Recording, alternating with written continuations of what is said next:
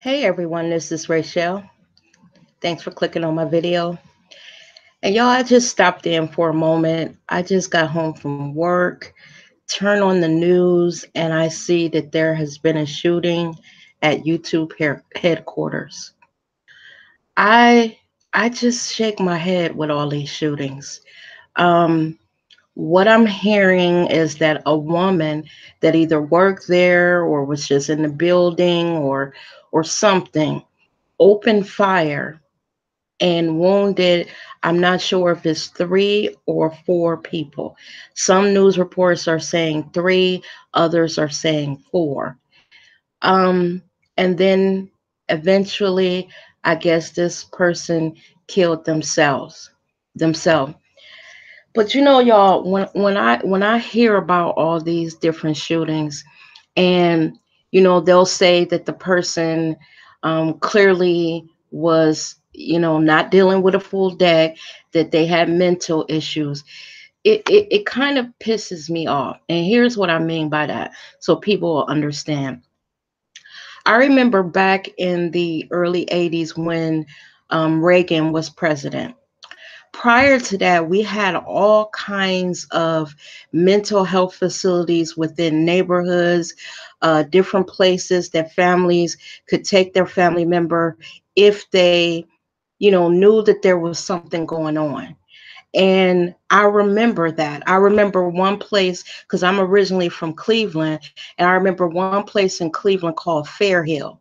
And I remember that my mother used to always tell me that this was a mental health facility where you could either, I guess, self admit, or your family could admit you if they knew that you were having problems. Now, I remember that while Reagan was president, he ended a lot of programs. And I remember my mother talking about the mental health programs that I guess were taken out the budget. There was no funding. So one by one across the country, a lot of those mental health facilities that would help people like this, or family members who knew that, because all of us, have someone in our family that we know is not dealing with a full deck. Matter of fact, I had an uncle that had been in the war. I can't remember if he was in Korea or Vietnam. He's deceased now. I would have to ask my mother. I don't remember, because I have family members who have fought in different wars. But I remember every so often he would flip out. Now, when back in the day, when you called the police for assistance, they were not killing people. But I remember my uncle used to flip out. He would be climb on top of the house, and he would think that he was at war, and they would come and they would just coax him down and calm him down, and then he would go away for a few weeks, a month or so, be in a mental health facility just to get himself back stable, get back on his meds, and they would do follow-up treatment. But these were those mental health facilities that were in neighborhoods. Nowadays, because of they have closed all of those facilities in the 80s and early 90s because of Reagan. Now you have where there's no place really to take these people, because people like this, they need ongoing help.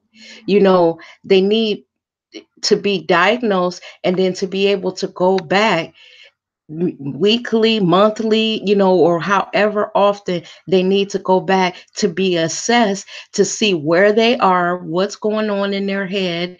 And people can kind of keep track of them. Also, too, when they close those facilities, pretty much they just let those people out into the community, and then the community had to deal with people with mental health problems just up and down the streets. And because of that, this is what we get, y'all.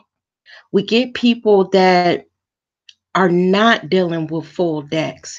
And when I came home today and I saw that there had been another shooting, At the time when I first turned on the television, I didn't know how many people were shot. So I thought, oh my God, is it, dozens and dozens of people?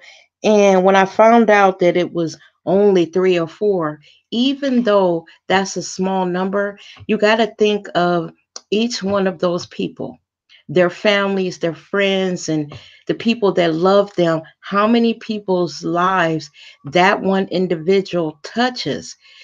So even though it was only four people, they have family members, they have friends, and they have people that love them, that shooting affected. I just, y'all, right now the world is a crazy place. I know just about a couple weeks ago at my job, and I think I might have spoke about this briefly. I work in a building downtown, and I am on the 26th floor. And a couple weeks ago, the electricity went out in the building. So that meant that no elevators worked. You had to walk down. If you're on the 26th floor, that's two flights of stairs for every floor. So we had to walk down 52 flights of stairs. Now, the reason why I bring this up is because as I was making my way down those stairs, and it was dark because remember, the lights were out. We had to use our phones to see how to get down the damn stairs so we don't fall. I couldn't help but to think about 9/11. I don't know why it crossed my mind when I was making my way down those stairs.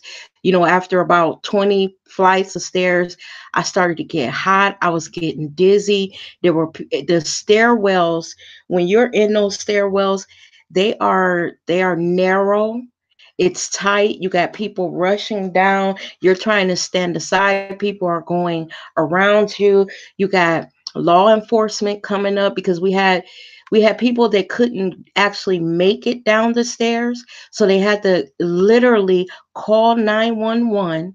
And as we were going down, firemen were coming up and police officers were coming up with those chairs that they can carry people down in, I guess. And that's why seeing those firemen with things thrown over their shoulders, rushing up the stairs, it made me think of 9/11. This world that we live in now, you could be at work.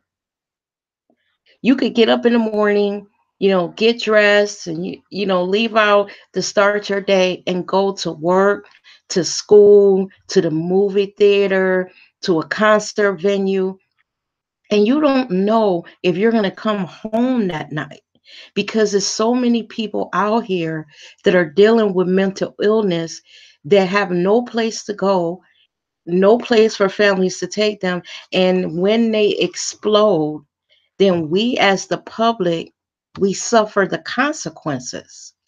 I don't want to take away the fact that this woman did bodily harm to people. I don't want to take away that because I don't want to excuse what she did, because also if sometimes you're sane enough to ask for help or to seek help yourself.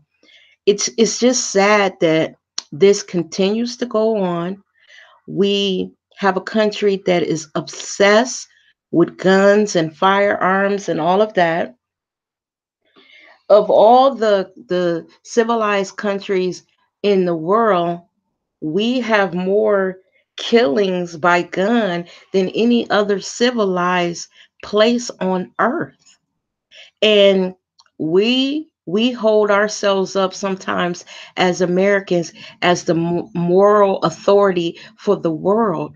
But when you come home every few weeks and you see something like this on television, you're like, oh my God. And then I'm wondering, was she an employee? Does anyone know that? Did she? Because what I'm hearing is that she didn't come from outside of the building. She was actually in the building and just, I guess, went in her purse, took out a gun, and opened fire. Y'all, if I was somewhere and something like that happened, I don't know if I could survive it. I don't know if my heart, the fear of what was going on. I don't know if my heart could take it. I would be so terrified that I think that I would probably have a heart attack. I wouldn't even live to possibly be shot because I would have a heart attack from the fear of what was going on. You know, trying to find someplace safe, trying to stay out the line of fire. We shouldn't have to deal with that. We got kids in schools that are being just massacred, shot, running scared. You got people out just enjoying their lives, going to concerts or movie theaters or hanging out in a club, and someone comes in and just opens fire. Now, to be honest, I don't think that America will ever come to terms with, the amount of weapons that we have on the streets, the caliber of these guns, what they can do to people. I mean, it seems just simple to kind of get some control over these guns, because it's one thing to be crazy, you a Looney Tune, but a Looney Tune with a weapon is dangerous. This is just sad. And I'm wondering, you know, what is the word from the White House going to be? Y'all, I just don't know. I really don't know. I feel so sorry for those families. And to think that, you know, I am a YouTuber and come home and find out that the very thing that I enjoy doing, someone went there and opened fire on those people. It's so sad. And I was just telling my son the other day that where I work at, sometimes, like when I'm leaving, you know, and the people that come into the building, because I work for the government and I work in the courthouse and where the jail is and all of that. It's called the Hall of Justice. So, in your city, that's where you go to court. That's where, if you get arrested, that you're housed until they farm you out to wherever you're going to be permanently. And some of the people that are coming in and out of the building, you never know, they're on probation, they're frustrated because things are not going right. You don't know if one of them might snap and just go crazy. Now, when you enter those buildings, you do have to empty your pockets. You have to walk through the machine and have everything scanned and all of that. But nowadays, you know if a person has the will to do something, sometimes no matter how much you search them, how much you um, put things into place to make sure that they don't get a weapon inside of a building, it fails. And that person is able to enter and do harm, Y'all, I wasn't planning on staying on a little bit, for a long time, but I just wondered what everyone was thinking.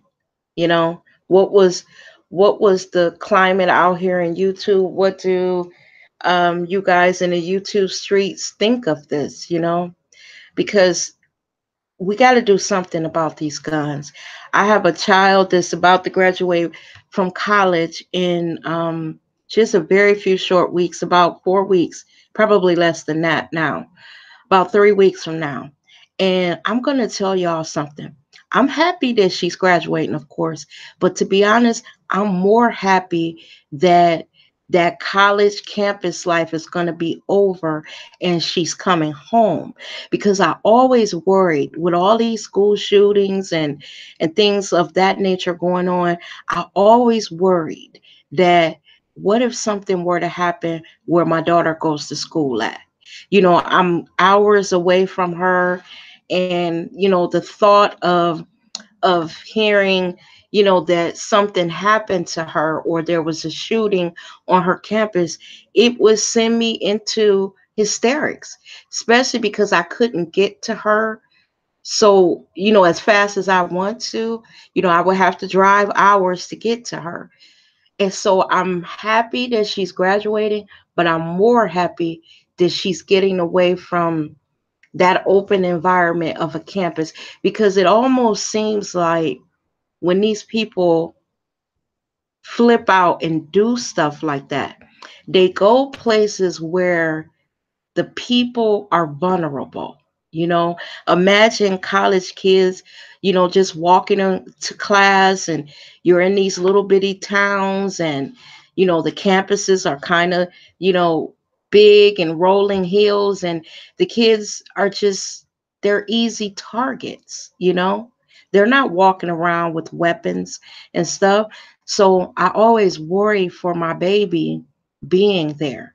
And I in the first year or two, I think, well, I'm not going to say the 2 years, but the first year I called her. I'm not going to say every day, y'all, but if I didn't call her, I was texting her, or I was on Facebook talking to her, making sure that everything was okay down there. Because nowadays, y'all, I don't know. Someone said, yes, reported that shooter killed herself. Yeah, we do need gun control. We need something done. Years ago, when I was younger, I never thought about stuff like this, because I guess because it wasn't happening. And it made me wonder why. We had guns back in the day. It was crazy people. There were crazy people back in the day. What was the difference?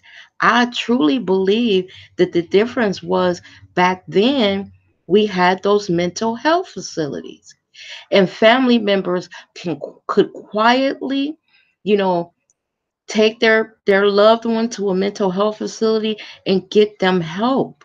You know, I have my son's friend went away to the military when he was 18.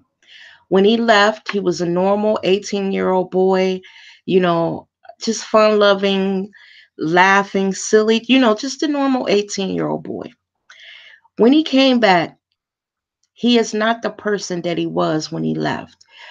To even say that he is a shell of himself is an understatement. He has dealt with the pain of being at war. He has PTSD really bad.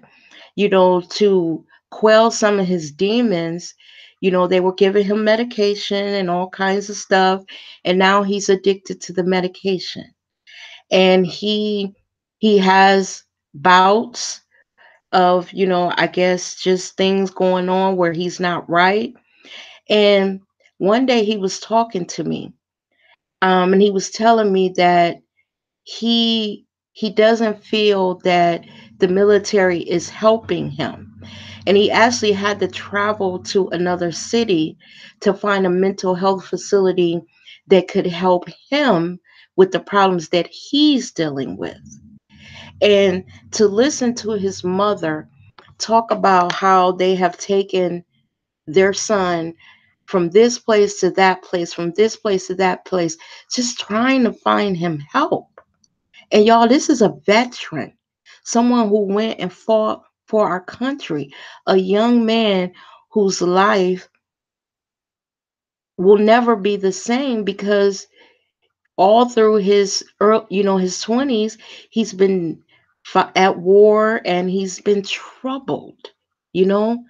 So right now he's 30 years old, and he's been battling with mental illness since he was 24 or 25. You know, it when I think of him just out here just trying to find help, it's sad. So we know if they're not concerned about getting mental health for veterans, ones that go fight for this country, what do you think they think of the average person? You know? And then these guns. Y'all, really? Do we need military style weapons out on the streets? Why don't they get some control over this shit? Why? Why? Because if they don't, this is just going to continue. Just like when they just shot up that school a couple weeks ago, and those young people have risen up and, organized marches on Washington, and they're trying to fight back. They said then, when that happened, that it would be another one. And here we go, a couple weeks later. Now, it wasn't on the scale as far as fat- um, fatalities and all of that, but it's still a shooting. Innocent people still were harmed because someone had flipped and had a weapon. Y'all, I'm just done. I'm done. And sometimes when I'm sitting at work, do you know that I look around and I try to figure out, okay, if something were to happen, where would I run to? You know, to be safe. Is there a room that I can go in and, the door is thick and I can lock myself in and hide under a table and the person wouldn't be able to get in. Hey, S underscore Hutchinson. But those are the things that cross my mind. And that's damn sad to be sitting at work, trying to work, and you sitting there trying to figure out, look, if some shit go down in here, where am I gonna run? Where am I gonna hide? Will I make it? You know? Hell, I can't even run now because of my the surgery that I had on my knee. So um it was y'all, someone asked, I forget which president took funding away from mental health, Clinton, Bush, Obama, or Trump. It was Reagan, actually. That's I started off my video talking about, I remember, because I wasn't into politics back in the 80s. I was in my early 20s, and when you're 21, 22, you pay attention a little bit, but you're not as into it as you are when you get a little bit older. So I remember my parents talking about it. I remember this distinctly. Them talking about the funding being taken away from mental health facilities. And I remember, them making a joke about it, saying, Lord, if they close down these mental health facilities, where are these people going? I remember them talking about it. And I remember the big mental health facility in the city that I grew up in. It was called Fairhill. I remember when that closed down. They closed down. Yeah, I guess they started closing down the ones within your neighborhoods first, like the smaller ones. And then eventually, if you had big ones, they eventually closed down too. And now, y'all, look what we got. People running wild out in the street, these doctors prescribing all these drugs that if the person, you know, I have a friend that tells me that um that they're dealing with issues, and they said that every time they go to their doctor, they're being pushed another prescription. And the person says that they're almost scared to take some of the prescriptions because they have them feeling funny, you know, having suicidal thoughts, and they weren't like that.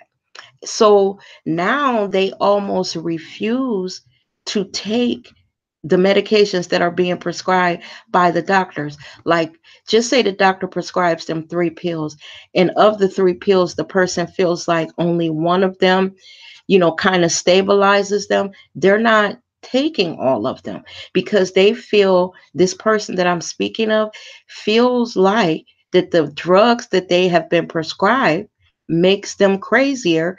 And this is the person's words, they say that it makes them crazier than they were before they started taking them. So you also got that element in there. And then, like I said, put a gun in that person's hand, you know, put a gun in that person's hand. Y'all, this is the world we deal with. The only thing I can tell you is stay vigilant. If you see something, say something. This new slogan that they say, because y'all, when I was running down them 52 flights of stairs, I was thinking all kinds of crazy thoughts. My mind was just, like, what if something was happening? And that's the reason why we were running down these stairs. First of all, let me tell y'all something. I have told y'all time and time again, I am not even 5 feet tall. I am 4'11". I have a bum knee. So going down them 52 flights of stairs, y'all, I'm gonna tell y'all, when I got to the bottom, I damn near had to crawl to a bench to sit down. And it just made me really think about um she said don't get her started. She just cussed out our doctor and pharmacy, and I'm waiting on the police to show up. Real talk. You know what? Don't feel bad, S_Hutchinson. I have a very close family member that I love and that has been dealing with issues. Right now they are about 49, and this person has been dealing with mental health issues since they were in their early 20s. And no amount of running to the doctor weekly, this person gets so frustrated that sometimes when I get off the phone from talking to them, I pray for them for relief, because the person seems to be in such inner turmoil because they want to be better. But because these drugs that these doctors are prescribing this person, they feel are just, I guess, throwing something at the problem, but not actually treating them. Um, it breaks your heart. It breaks your heart. S_Hutchins said, I'm out of my MS meds and they have been running me in circles. I'm gonna tell y'all, I work in well, I just came from the job that I had before what I'm doing now. I worked at a health insurance company, and y'all, it was one of the big ones. It was Blue Cross. I worked for Aetna. I worked for Medicaid.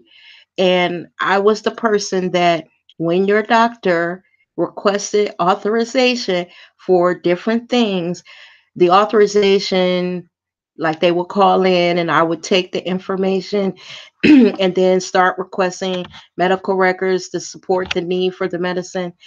And let me tell y'all, it's been several times that I have been sitting there and something comes across my desk and I'm looking at it and I'm like, okay, this authorization came in and let me get this to these nurses so they can get this approved, and it's denied. And then you got the person calling in to their insurance company. I answer the phone. The person is either mad, cussing me out, or crying because they're frustrated. And in the beginning, when I started doing that, I used to, I would get up in my feelings because they're cussing me out. But after years of doing it, I realized the person wasn't mad at me. They were mad at the system, being denied. What other hoop did they need to jump through to get what they needed? you know I just have seen some things working for health insurance companies, so I don't doubt it. S_Hutchinson, because I've worked at these health insurance companies, now that I deal with them, I know how to deal with them behind the scenes, what questions to ask, what buttons to push, who to ask to speak to. Because if you don't know what you're doing, then you do get the runaround. The last job that I had, I worked as a patient care advocate. Like when person was having a problem getting something that they needed, it was my job to help them get it, And I'm telling y'all, I've called doctors' offices begging for medical records, writing letters, and saying, why can't you get this done? I have seen times when I truly believe that things should have been approved and they weren't. And when it really breaks my heart, when it's something for kids, you know, I've seen where there have been young teenagers on drugs and they needed certain treatment, and or being in a facility, and some insurances didn't cover it, or they only covered a certain amount of days. And you can hear in the parent's voice that, okay, 30 days, he's not going to be okay after 30 days. Then what next? You know what I mean? And you're sitting on the phone thinking, well, ma'am, it's nothing. There's nothing else. This is it. After them 30 days, he got to go. I mean, he can stay, but they ain't paying for it. And I've had people on the phone crying, you know, and I'm gonna tell y'all something else. They have some people that work at health insurance companies that is not the job they should be doing because they are not compassionate. There have been several times that I have had to tell people that something that they needed, they weren't going to be able to get. But when I would get on the phone, I would try to do it, be compassionate, y'all, and tell the person I understand, I just work here. If I could approve everything, I would be approving everything because I mean, in certain situations, don't get me wrong, because you got some young people that would call in with this Adderall, and I know they were getting high just by the way they were acting. So, but some things, you know how you're sitting there and you're like, why is this insurance company denying this? I remember one case where there were these two twin babies and they were born. They were newborn, I should say, and one of the twins was sick, and this insurance plan that I was working for, they had a cap. Now this is before Obamacare, y'all. Okay, this is before Obamacare, so listen to this. So they had a cap on how much they would pay in a lifetime for claims and all of that, and just say that cap was 1 million. Okay, so this baby was born. This baby was really sick. This baby was in NICU. The baby needed all kind of stuff. So quickly, the baby's, hospital bill was, ticking up. So it got to the point where the bill had reached the lifetime max. Forget the yearly max. It had reached the lifetime max. So the mother called and she said that, okay, my claims are denying, for the baby. The baby has been in the hospital 30, 45 days. And the claims, at first they were paying and now they're denying. So it was my job to try to find out why they're denying. So I do some research, come back. What it is they ain't paying no more claims. They don't care if the baby is still sick. Now this happened, y'all, when I was very new into working in the healthcare industry. So I didn't understand that when they said they weren't paying anymore, they don't give a damn what's going on with you, that they ain't paying no more. So when I got the information back, I went to my supervisor and I said, but the baby is still sick. The baby, is clinging to life, and the baby needs everything that NICU is offering them. So if they don't pay, what's going to happen? So they told me, well, the mother needs to go file for, assistance through the state. We're done, blah, blah, blah.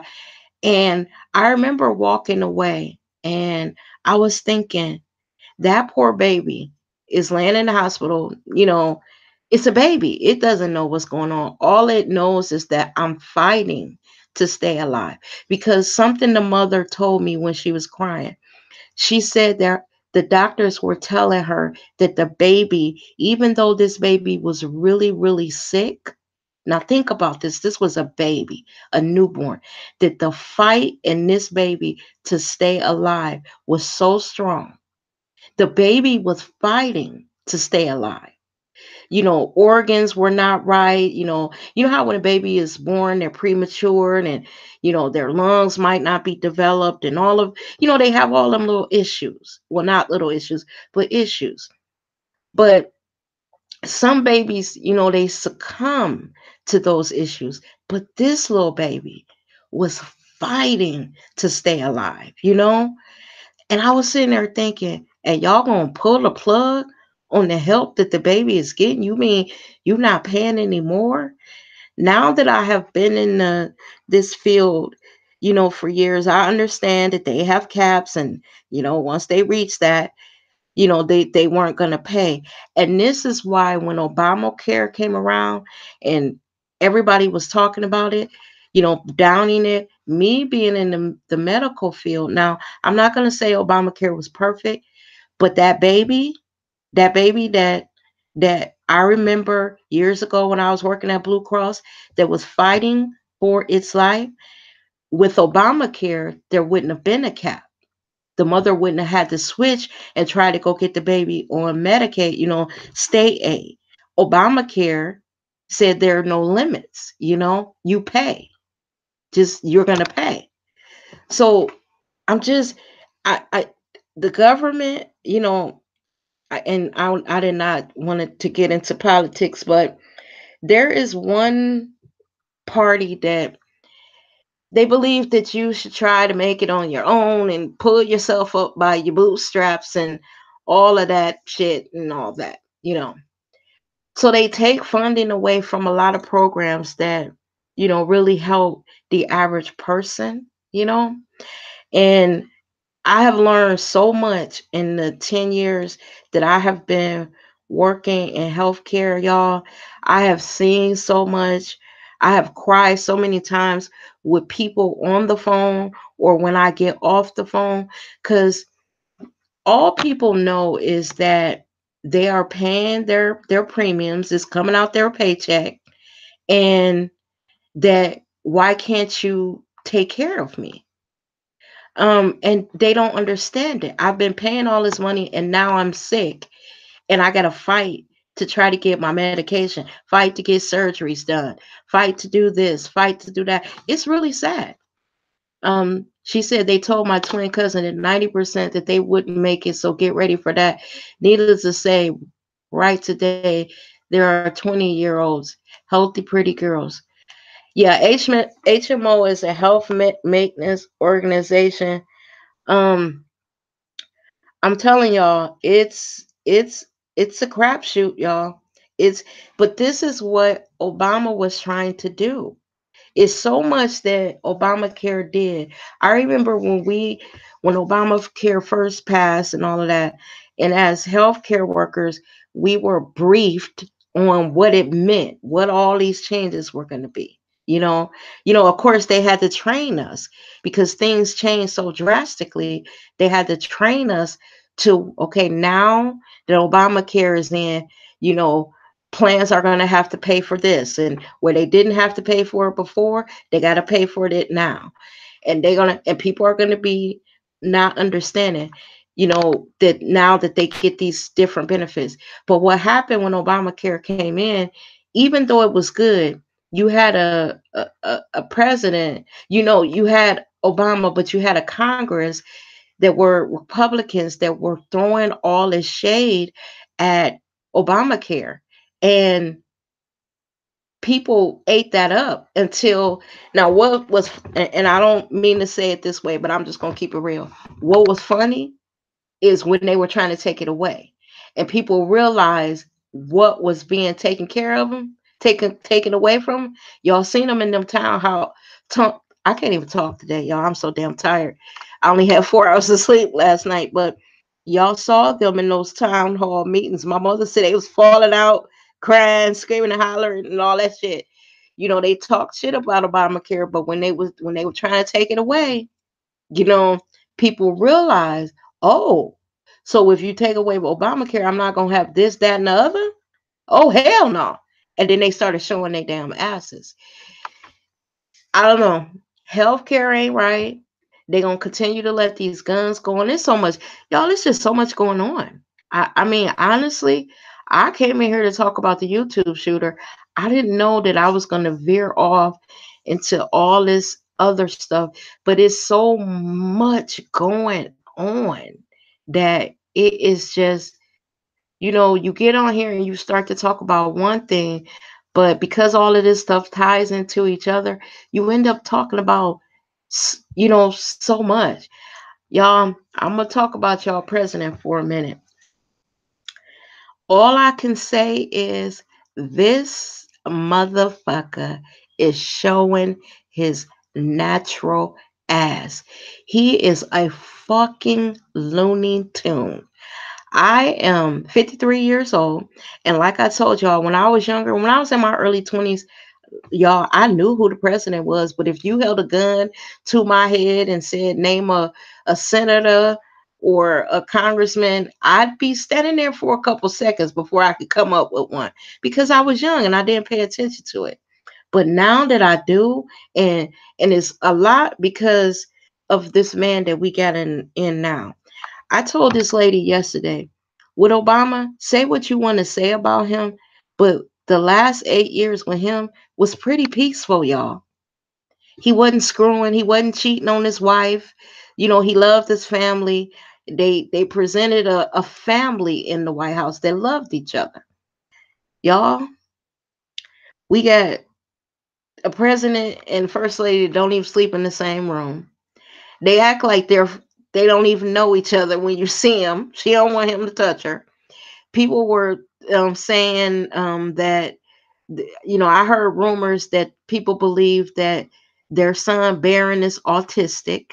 I don't know how true that is because first of all, Trump probably, if that boy is autistic, that is not something that he would want out because that would mean that his seed was not strong or something, even though there are autistic children all over this country. But all the shit that he's doing, every time, every day you turn on the news is something. Right now, our country is in turmoil. I just watched a video of the young man that was shot in his grandmother's backyard. You got all that going on with them continuing to shoot black men. Y'all, I guess I'm on the roll today. I guess I'm just gonna talk to I really am twisting my words. But y'all, the reason why I can't talk about those shootings of young black men anymore, because y'all, it fucking breaks my heart. It scares me. I have a son, I have nephews, I have little cousins, and they're just out here living their lives like we did when we were younger. And what I tell my son is try to stay off the radar of the fucking police. Don't have any encounters with them because the less you are around them, the less chance you have of something happening, you know? Because first of all, the young people nowadays, they kind of speak up from themselves. They're not milly mouth.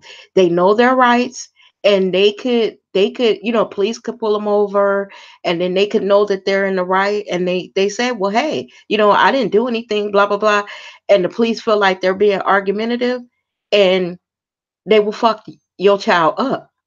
I had to tell my son over and over, believe me. He did not believe me when I told him that if you get with them, you could be in the right, but you could be dead and in the right. And they're going to get off. Because if they shoot the shit out of you or whatever they do to you, no matter, like my grandfather told me years ago, y'all, when I was younger, I was so young, I wasn't really paying attention to what he said. He was like, Rachelle, they could be standing there with the gun with smoke still coming off of it. Everything shows that, that the boy didn't do anything and they will get off. Now, my grandfather told me this back before there were cell phones, before there were people had all these cameras that they could film stuff. My grandfather was speaking from his experience. And if my grandfather was alive today, he would be close to 100 years old. So this was a man that was dealing with the same things that these young men nowadays are dealing with. When I heard that they shot that boy in his grandmother's backyard, and the video I just watched, I think this is a cousin or something, and she was saying he was banging on the window or yelling for help. Am I mixing this up with another story, or did any of y'all watch that video? I couldn't even imagine it. I couldn't even imagine it. My son had an incident. Well, he was having this incident with the police a few years back.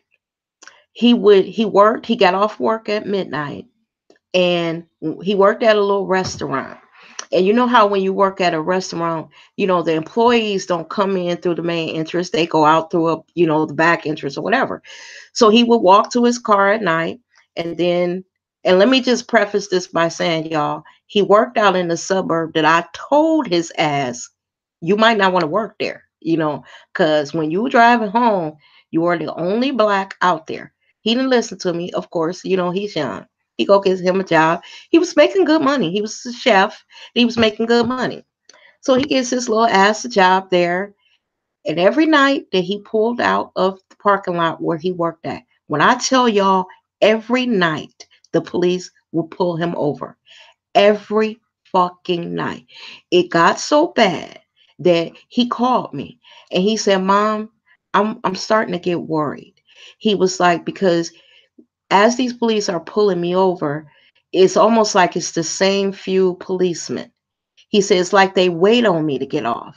And he said, "I'm afraid." He said the last time that they pulled him over, they made him get out the car. They handcuffed him, made him sit on the curb while they searched his car and all this stuff. And, he told me they roughed him up a little bit, but because he doesn't have any outstanding tickets, he had insurance, blah, blah, blah, really wasn't anything that they could do. They let him go.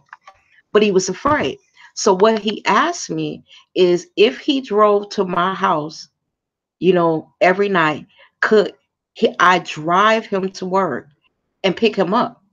So here's what he would do. So I don't know. I don't remember if he had to be at work at 4 or 5. I don't remember. But he would come to my house.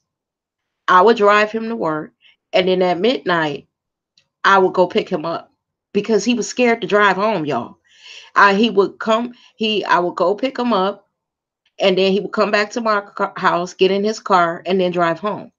Now, what's funny is I'm black, but while I was driving, pulling out the parking lot that he worked at, they never pulled me over. Never. They never pulled me over when I was going to get him, and they never pulled me over, when after I picked him up. There was one night that I had told him that I couldn't come and get him. So just say we were bopping along. I went and got on Monday, Tuesday, Wednesday, and Thursday. I said, "Look, boy, I'm tired. I can't get up at 12 o'clock. I got to be up for work. You're going to have to drive yourself." Now, Monday, Tuesday, and Wednesday, when I was driving them, nothing happened. The Thursday that I didn't drive them, they pulled them over again. So what I told him is, you're going to have to get from up out of that suburb. You're going to have to transfer to another restaurant or whatever, because this is not working for you. And he put in this 2 week notice, and I told him I will drive you for the next 2 weeks, because my fear was, because my son also is a little lippy with the police, because it was pissing him off because he didn't do anything. So, at first when they were pulling him over, he was humble. But as time went on, he was starting to get angry because he didn't do anything.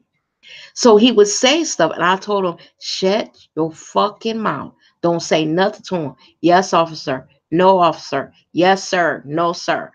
All you want to do is get away from the encounter safely. Let them, if they need to search your car, you don't got nothing in it. Let the motherfucker search it. You got your license is straight. You don't have any warrants for your arrest. You got insurance. You don't have a record. It's nothing they could do. Shut your mouth so you can pull away." Well, he was able to make it away from there, and since then he has not worked, because as soon as he told me the suburb he was working in, I was like, "Oh Lord, oh Lord," and I was right. I was right. Um, and even that one night when they had him sitting on the curb handcuffed, he had an iPad or whatever shit, one of them big things, the iPad, and he didn't have a case for it. And I used to always joke with him because, when these young people have iPads, it's almost like it's strapped to their hand all the time. So he would be walking around with his iPad in his hand all the time. So I said, "You know what? I'm gonna surprise him, and I'm gonna buy him a case for it." So when they were searching his car, they threw his iPad, like, he said it was like they were trying to break it. They threw it out his car. Now it broke the back off of the little case that I had bought for, but thank God he had the case on it, because he had that case on, his iPad didn't break.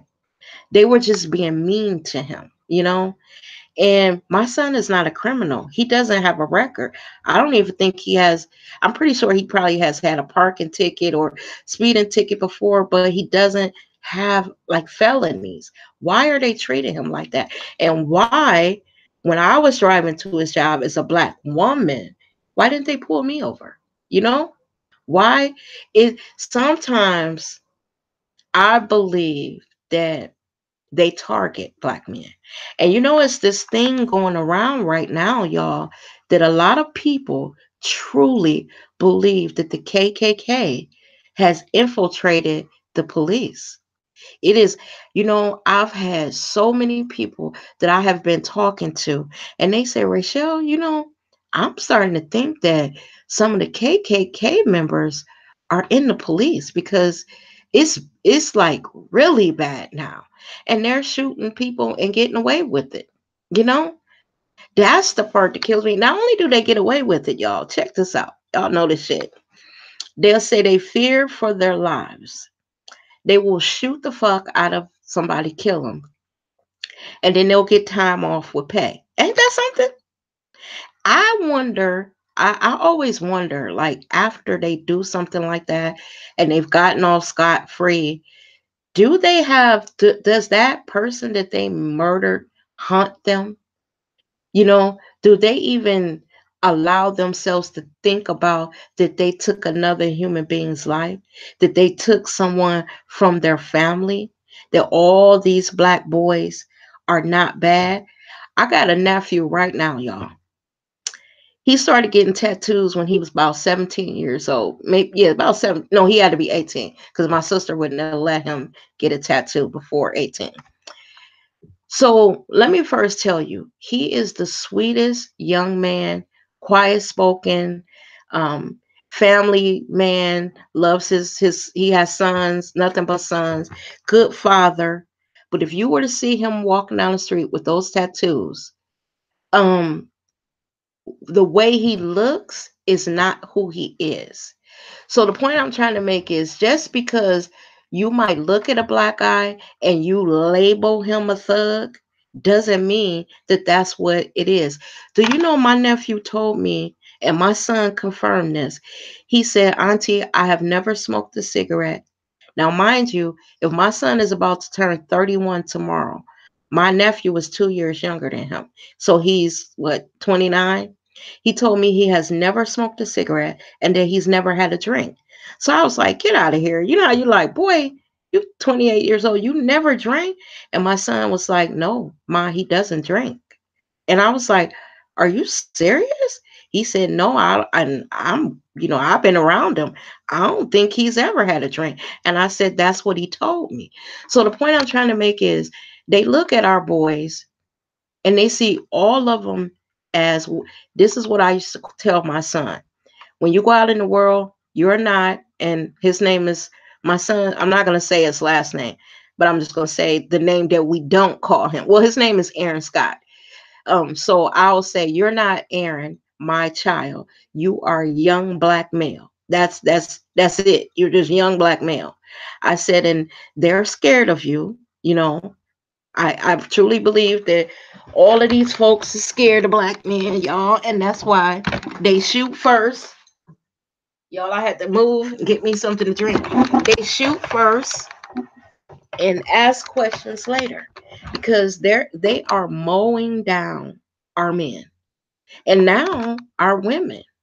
I just saw like a poster of all the people that have been murdered by, the shooter was a woman. um all the people that have been murdered, all the black people that have been murdered by the police in the last 2 years, and it's a lot of women on there, y'all. It is a lot of women. I had an encounter with a police officer, was it a couple years ago? It was right after they had shot Philando Castile. I might have said the name wrong. Y'all, I was so terrified when I saw those lights on behind me. And I was thinking to myself, what are you pulling me over for? Y'all, do you know that I had a vanity license plate? What do you call the bracket that it sits in? You know how you might go get something. Well, the Cavs, I'm from Cleveland, so the Cavs had won some, that damn championship, y'all. I ain't no sports fan, so I can't even call what the championship was that they won. But to show solidarity with my damn city because they don't win shit, I had went and got me a little vanity bracket to put my license plate in. Little did I know that you cannot cover up the sticker. I didn't think nothing about it, y'all.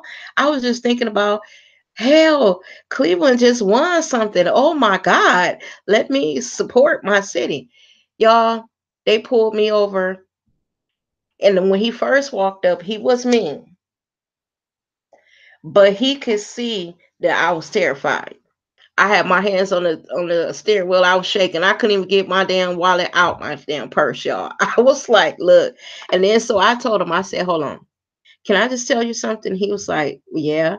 Luckily, I ended up, and I cannot believe I'm saying this, with a very nice officer, because it's almost like as soon as he saw that I was scared, he completely changed.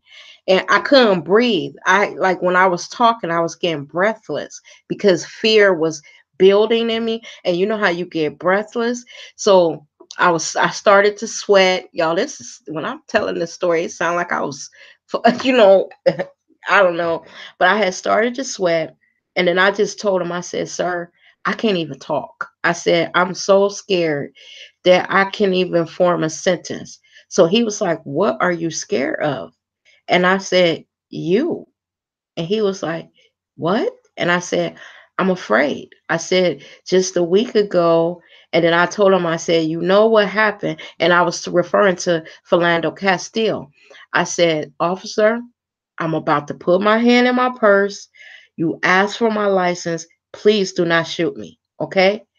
And he just looked at me for a long time and he shook his head. I said, I'm gonna leave one hand on the steering wheel. I said, I'm gonna try to get my purse. I said, but if you want to get it, hell, look, I'll hand it to you and you can get my shit out of there. But please do not shoot me. My situation worked out. The guy told me to calm down. He cut his lights off. Look, y'all, my phone had went dead. Do you know this damn officer called my goddamn kids because I was out there about to have a heart attack?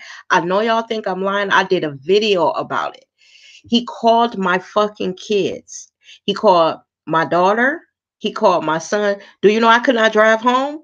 I could not drive home. That's how fucked up I was, y'all. I was fucked up. I couldn't breathe. I said, look, I'm about to have a fucking heart attack. He was like, do you want me to call the paramedics? I said, I'm not having a real heart attack.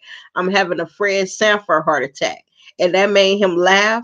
And he said, I said, my phone dead. I got to call my son to come and get me. And so he said, I'll call him for you. And I said, you will?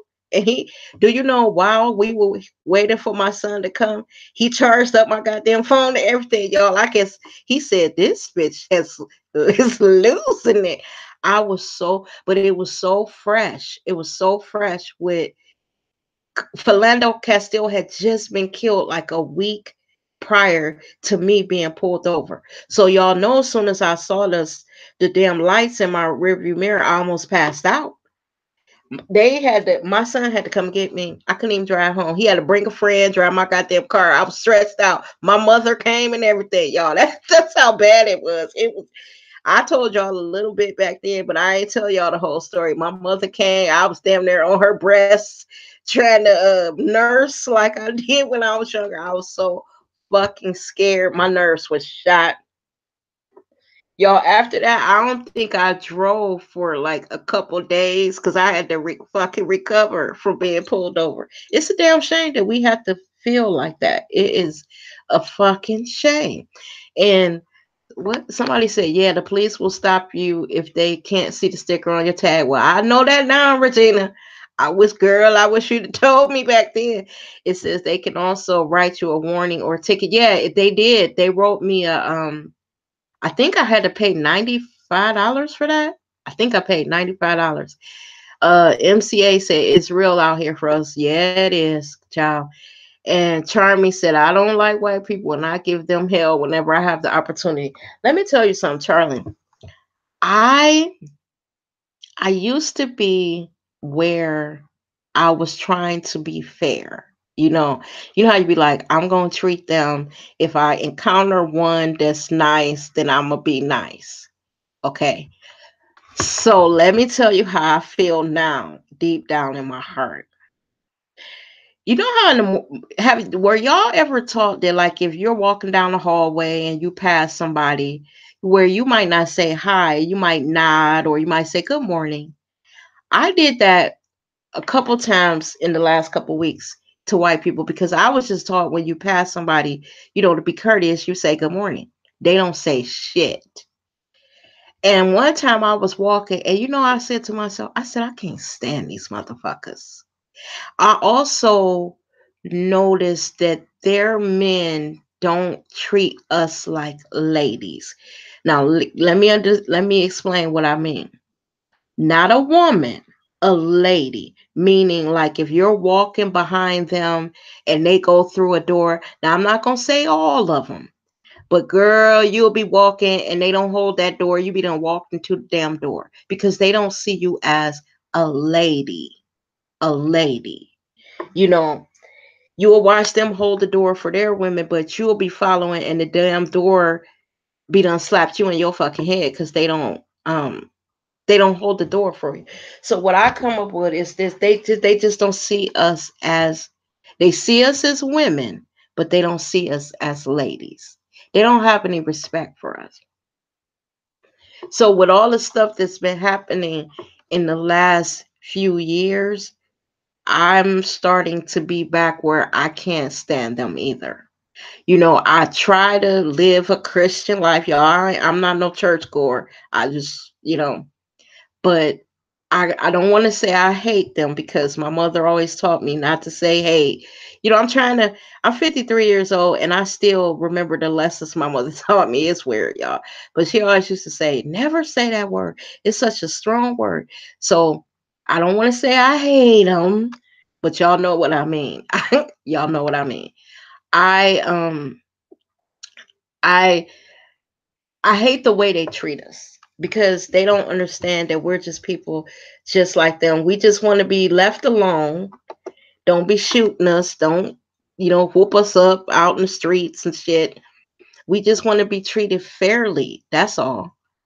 And you know what? That's pretty much it. We just want to be treated fairly and left alone.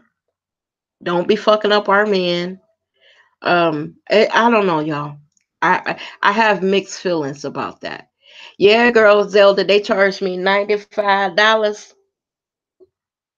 Even when I went to court, I was scared, y'all. I took my son. Let me read some of the comments. It says, I'm really sorry to hear that and hope you find peace within you so you can help us find peace out here. It starts within first. I don't kind of agree with that because the it's not us hating them, it's them hating us. We're only responding to how we're being treated. Here's my brother from Cleveland. Well, not my real brother, but for all to hear TV, he's from Cleveland too. It said, what's happening? Wow, it's time to get prayed up. Mess is bad as fuck anymore. Yeah, it really is. And then Regina said, right. And Charmy says, I'm completely at peace. I just see white people for what they are, and I do not like them, point blank, period. She said, don't tell me how to feel. You know what? I feel like this. Everybody is entitled to their own feeling. I got some family members that, they don't have no holler. My ex, I used to have friends, like when I worked, this is when I was younger, y'all. Hey, brother, I used to have friends that were white and I hung out with them. My ex said he didn't want them in his house. Don't bring them motherfuckers home or else he was gonna show his ass. So I knew him, so I did not bring nobody home. I was like, this boy, I don't know, child. I said, I ain't chancing it. This man's house, and he said he ain't want these folk in there. And first, you know how you be like, why are you being so narrow-minded? And when he said, Rachel, you can bring them home if you want to, he said, I'm gonna show my ass. And I was like, oh shit. I didn't even know what he might do. So I was like, I better not bring none of these white folk to this boy house because if I do, he gonna show. He done told me. He warned me. I'm gonna show my ass. He did not. He did not like them. He ain't have no holler for him at all, and he made it very clear that he did not want them in his home. And the only thing you could do is you gotta respect that person's opinion. He was a grown man, and I couldn't change his mind.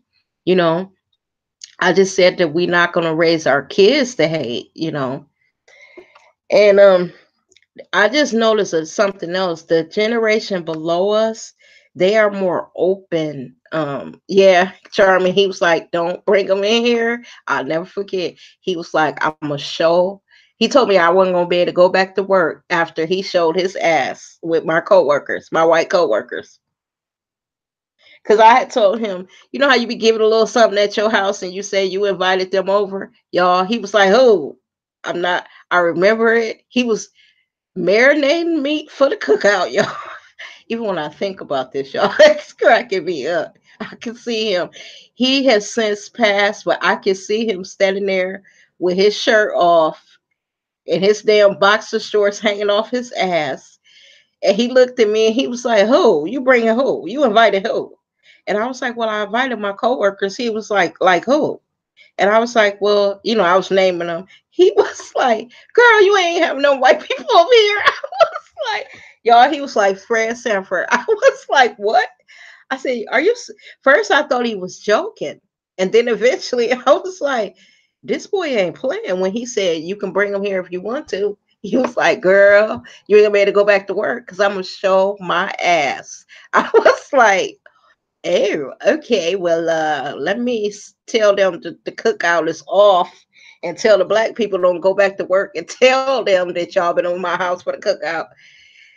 She said, yeah, never bring them home or add them on. Oh my God. MC8, let me tell you something. Y'all gonna trip. So for a time, I had white people on, it's my friends. They was my friends on Facebook. But I'm gonna tell y'all what made me take them off my page. After that stuff with Trayvon Martin, it started it. Something about, I know it's been a whole bunch of boys killed. I know a whole bunch of black people killed, but something about Trayvon Martin really, really moved me, y'all.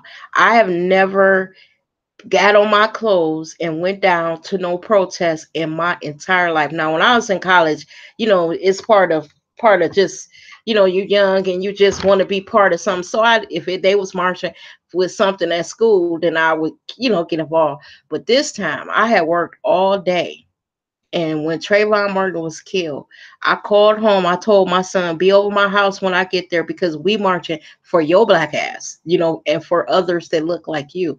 We gonna go down there and march because they killed that boy, Trayvon Martin. It really, really touched me. I got me a gray hoodie. Y'all, in Ohio, it was like 50 degrees. I was down there freezing, but I had me a hoodie.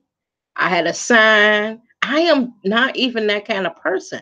Every time I saw Trayvon Martin's face, it just, as a mother, yeah, Trayvon Martin, I don't know it was something about his face that even to this day, like when they do let you know that it's his birthday and that I think his birthday was in February and that he would have been this age, it makes me pause and say a prayer for his mother, because that man just executed that boy.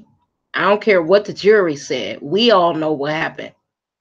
And remember when he said that was him? I don't even want to say that demon's name.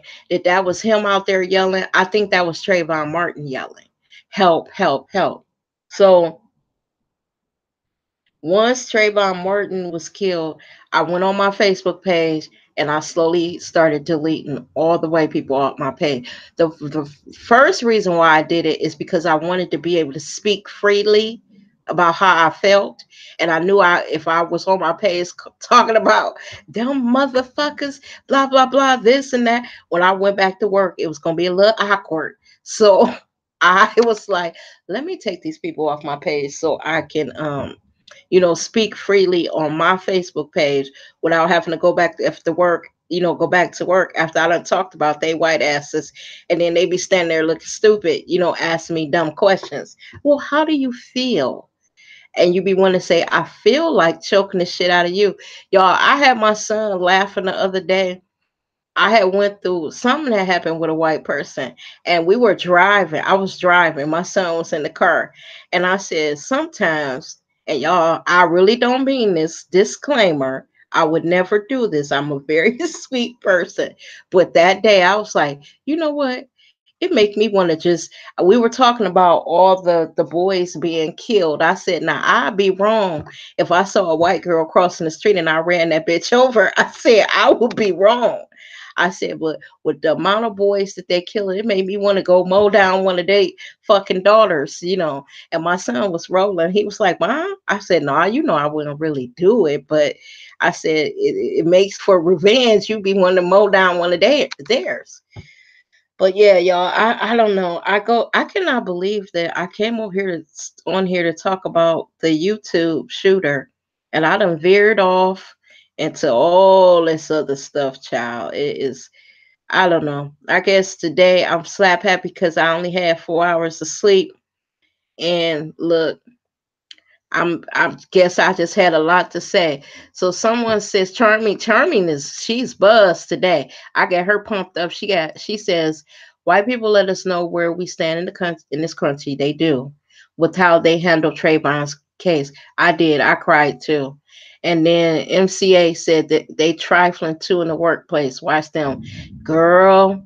Ooh, I have seen them. Now this is nasty. I have seen them go in the bathroom, use the bathroom, come out, look in the mirror, fluff their hair, keep on walking. They ain't washed nothing.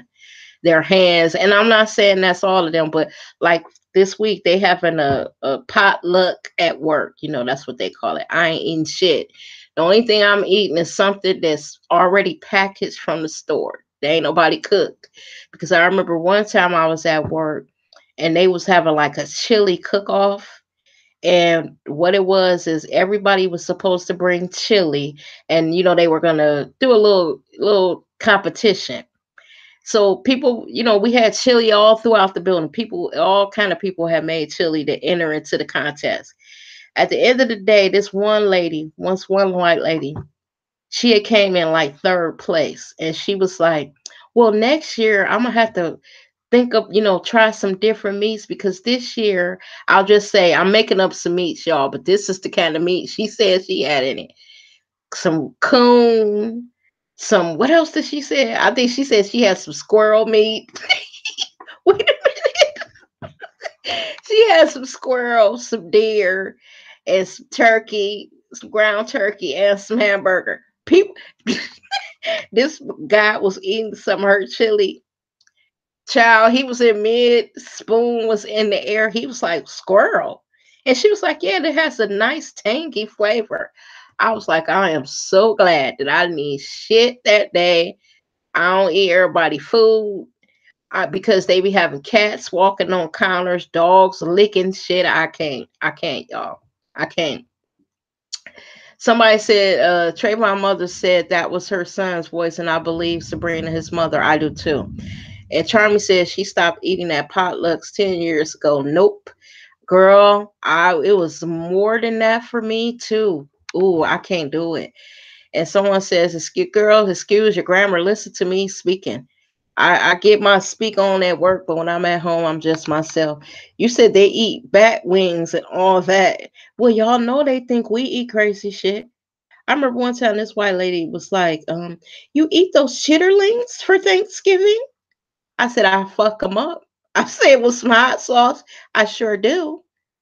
And then she was like, you know what that is? I said, and they are delicious.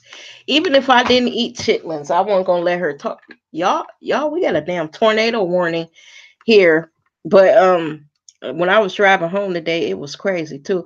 But yeah, she was trying to throw shade at our food, asking me what we have for Thanksgiving. I said, we had the same shit y'all have. I wanted to say we just cook ours better.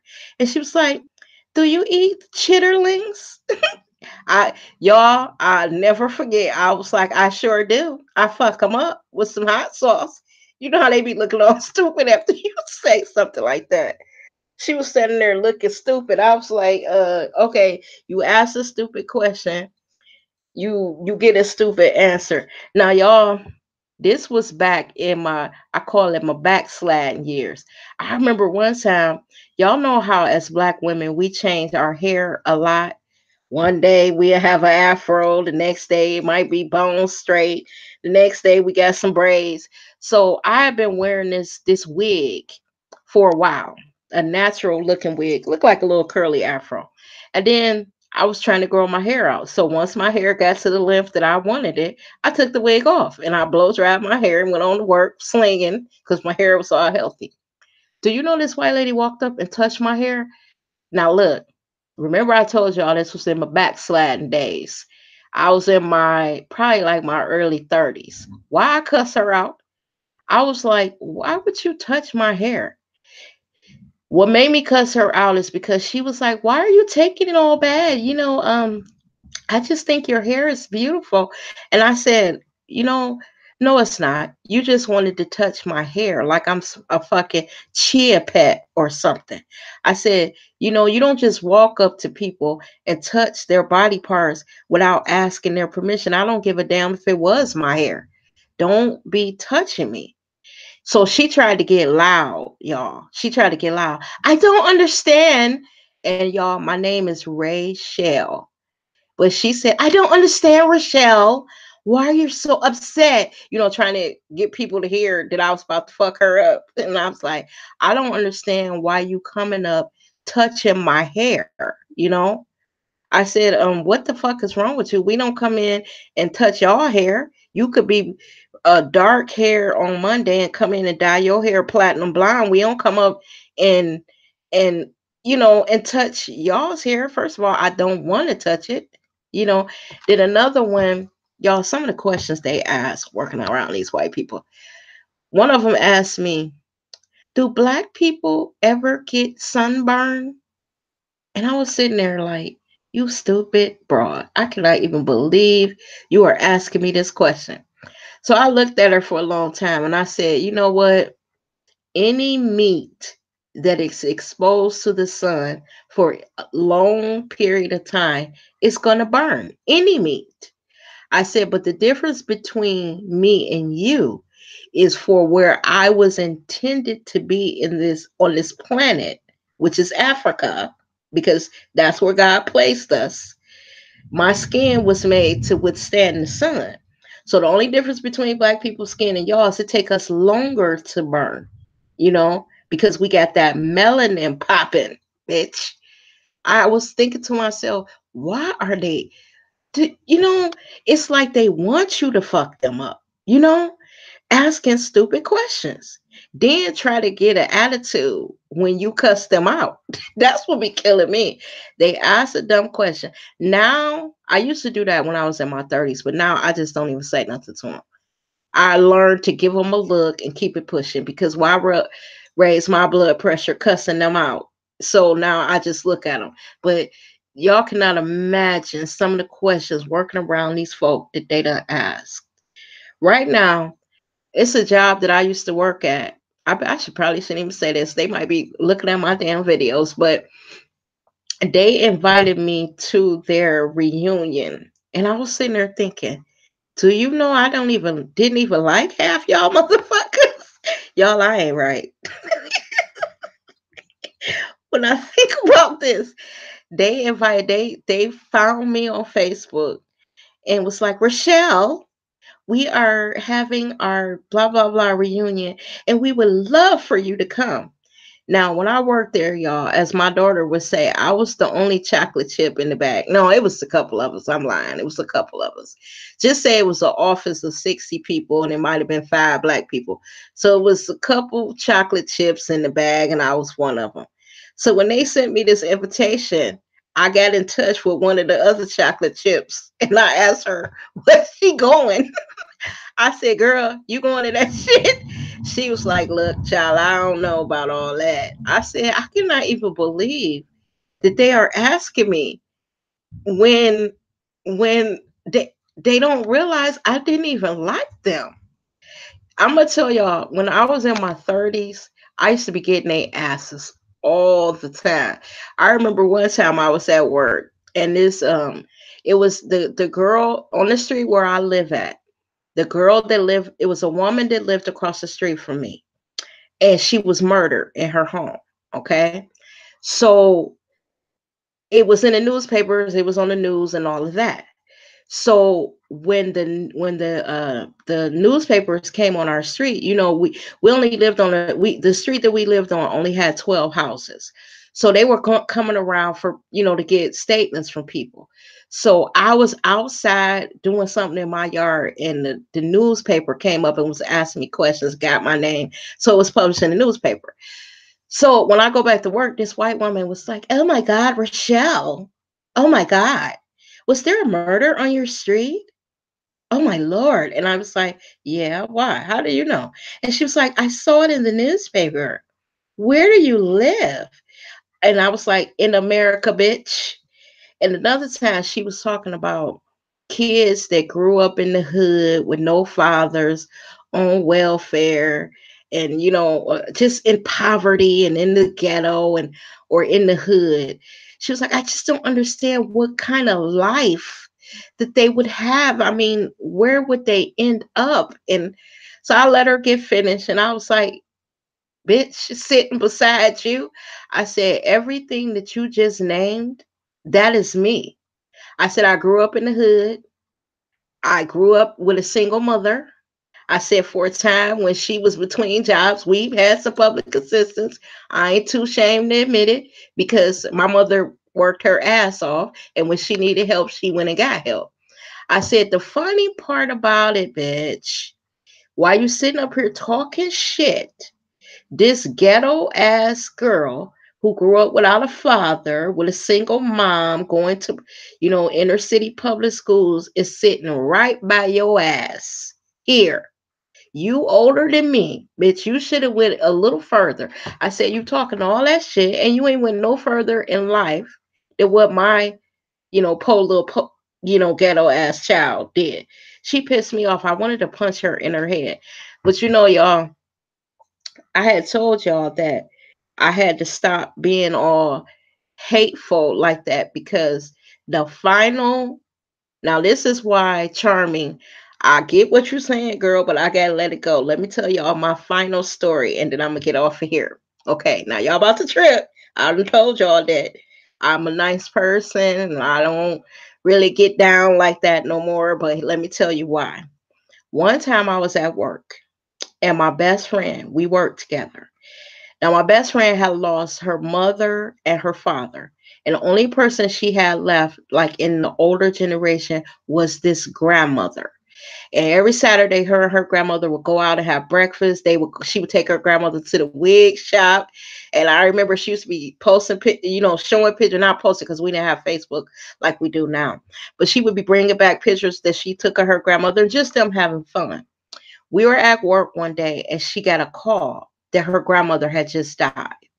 And I remember I stood up and I looked over at her and I said, "You okay?" And she was like, "Yeah, I'm fine." And then I was like, "Are you sure?" And you know how you know your girl is not right? And she stood up and she was looking at me for a long time. She was like, "Well, I don't have a mother. I don't have a father. And now the last person that I had in my older generations gone is my grandmother, but I'm okay." So I was just looking at her. You know how you be like, "I'm gonna keep my eye on her because she don't sound right," you know. So while I'm on the phone, I'm trying to keep my eye on her. Next thing I know, I hear something hit the floor and somebody starts screaming. It was my friend. She went to go to the fax machine to fax something, and I guess it hit her that her grandmother had died, and she tore it up, y'all. She was on the floor. So I get off my car, I run over there, and I'm on the floor. I had just lost my grandfather, so I knew what she was feeling, and I was telling her, I was like, "Come on, girl, let's go to the bathroom, and we can cry together. We can go to the bathroom. Just don't do it out here." So my boss, who was a bitch, came over there and she was like, "Rochelle, get back to your desk. We have calls holding." And so I was like, "Okay, well, let me get her up and make sure she okay. At least take her to the bathroom, and then I'll go back to my desk." So I get my friend in the bathroom, tell her I'm gonna go back. So when I go back to my desk, my boss comes up to me and like she puts my phone. She was like, "I need to see you in the conference room." So I was like, "Okay." You be thinking, "Okay, bitch." So I go in the conference room. She in there with her little pad and all this shit. So when I go in there, she had told my friend to come in there too. So she tells me, Rachelle, um, I am the boss here, and if we have a situation, I will handle it. When I tell you to go sit down, that's what I mean. So I was sitting there like, no, this bitch didn't. So you know how you like, okay, okay, Rachelle, calm down, take a deep breath. Don't say nothing because you know you need this goddamn job. You got kids at home and bills and the mortgage. You know you need this damn job. So she keeps on talking, talking shit. So I said, Lord, let me get up from here because y'all, when I tell y'all I started hearing Congo drums from Africa, they was low. Boom, boom, boom, boom, boom, boom, boom, boom, boom, boom, boom. So I get up, I'm taking deep breaths. When I get mad, I can't breathe. That's another time I can't breathe. I'm taking deep breaths because this white, and the only way I could say it, this white bitch was talking shit. The way she was speaking to me is not professional, it's not business. I could see if she said, Rachelle, I needed you to go back to the phones, we were busy. That's okay. But when you start yelling and stuff, then we not talking business. We woman to woman. Okay. So I get up, I walk to the door and I tell her, I said, Valerie, I'm gonna leave the room now. I said, because this is getting a little personal and I might say or do something that I wanted to say that you might regret. So y'all, I went to put my hand on the doorknob. I this shit is so vivid. It's like it happened yesterday. Okay, it happened when I was about 34, so that's almost 20 years ago. This show you how vivid this is. I go to put my hand on the door. This bitch gonna say, "Did not tell you to get over there and sit down." So right there, remember I told y'all I was hearing distant drums from Africa. When she said that boom, boom, boom, boom, boom, boom, boom, it started. Y'all, when I tell you I fucking flipped out, it was so bad. Let me tell y'all what I did. I threw a fucking phone at her. Now we're in the conference room. So this is in a business. So they got all kind of plants in glass jars, little doilies and shit. I was throwing all that fucking shit at that bitch. All of it. Now, mind you, my friend was in there. She was like, "Oh my God, Rachelle, look, don't get fired for me, girl. Don't stop. Please stop. Think of the kids." I said, "Fuck them kids. Fuck this job. I'm about to beat this white bitch ass. She been fucking with me." I said, "But now, bitch, now, y'all." And then I'm gonna tell y'all before I finish the story, this shit felt good. So I proceeded to throw everything that could be thrown on the side of the room that I was on. The bitch was ducking. Now y'all know if you ever worked in the office building, when you're in the conference room, they got long conference tables. So I'm on one side of the table chasing this bitch, throwing shit at her. She running all over the conference table. Y'all, I couldn't catch her. So what I did is I did an Evelyn Lozada move, y'all. Y'all know on Basketball Wives when she got on that conference table and she ran over the conference table. I ran, jumped up on the conference table, and was trying to catch her ass. And I was like, if I catch this bitch, I said I'm going to jail. I don't care. She has driven me to it. I'm gonna plead guilty to fucking this white bitch up. So at that time, what happened is when I got up on the conference table, they had a mirror that was on the wall. And when I was running down that conference table, I saw myself and I was like, oh my God. Y'all, slobber was coming all out of my mouth. I looked crazy. All I needed was a fucking bone in my nose and a fucking spear because I had went on home, y'all. All the, when you're being, even though you're raised in the hood, you are raised with morals and values, and your parents teach you how to act when you're out in polite company. So I had hood Rachelle, but I also had the Rachelle that my mother taught me how to speak properly and know when to act right. So when I was standing on that table looking at myself, I said, this bitch done made you hear Congo drums from Africa and shit, and you running on tables trying to choke shit out of her. So at this point, she told my friend to go out the room. So my friend was like, "You gonna be okay?" I said, "I'm fine. You better be asking this bitch if she gonna be okay. When I catch her, I'm fucking her up." So now when my friend went out the room, it got deep then, y'all.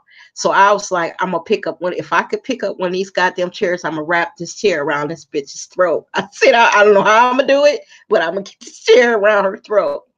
So she gonna be like, calm down, calm down. Maybe we could talk. I was like, nah, bitch, you been fucking with me for weeks. I said, you stalk around this office like you some type of plantation owner. I said, but today I said I grew up right down the street from here, and I'm about to show you how hood black women act. Cause soon as I catch y'all, now y'all, when I tell y'all this stuff happened, I swear on my children, this is what happened. So I'm running, running. I can't catch her. Eventually, it calmed down. I get off the table.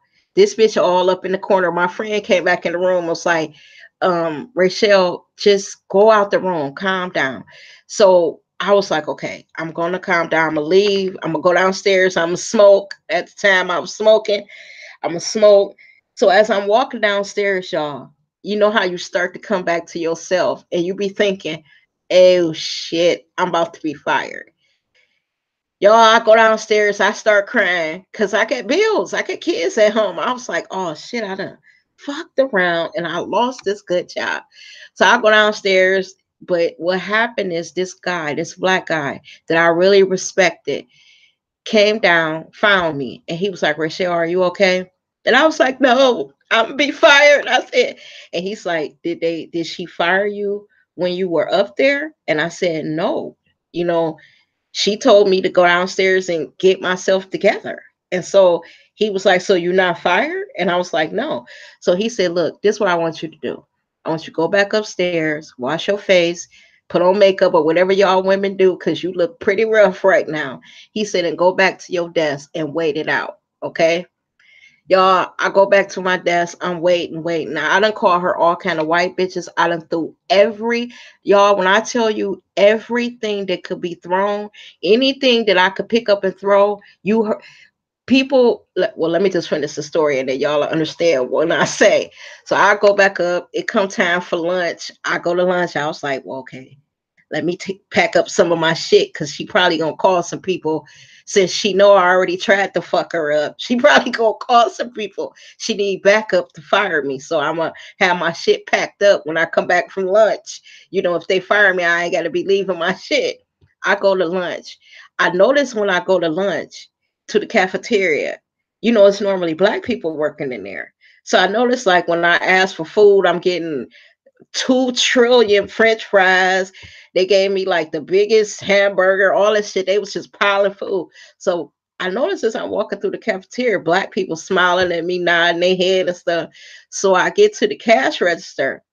And so when I get up to the cashier, she was like, "I heard what happened on the," I think I was working on the, like, children, I'll just say on the 15th floor. And I was like, "What?" And so she was like, "Girl, you know every black person in the building know that you just beat your damn boss up." I said, "How y'all know that only happened about 45 minutes ago?" They was like, "Girl, when you was in there throwing shit, it was people at the door listening. They heard everything." They was like, "We can't even believe you still here. You are a fucking shero." Y'all, I think what happened is she made me clock. And I think the only reason why I wasn't fired is because this woman had a reputation of fucking with people. Like, when I first started working at that office, people used to say, "You don't want to work there. She's something else, Rachel." But it was close to my house. It paid a lot. And you know how you be like, "Fuck her. I'm just going to go there and do my job." Because when after I had get finished throwing all that shit at her, I had like went over to the phone and I was like, "I know you're gonna fire me, so let me call your boss right now and tell her why I threw all this shit at you and why I was trying to fuck you up." Y'all, even when I think about this today, I cannot even believe that I acted like that. I mean, I was the typical stereotypical black woman. I was cussing so bad that I had froth. You know how a dog be foaming at the mouth? I'm not lying, y'all. I had froth around my fucking lips. I was shaking. I could not breathe. I damn near had a heart attack because you know how you want to hit somebody so bad that is, I don't know if y'all ever been like that. I don't get mad. I only been mad twice in my life.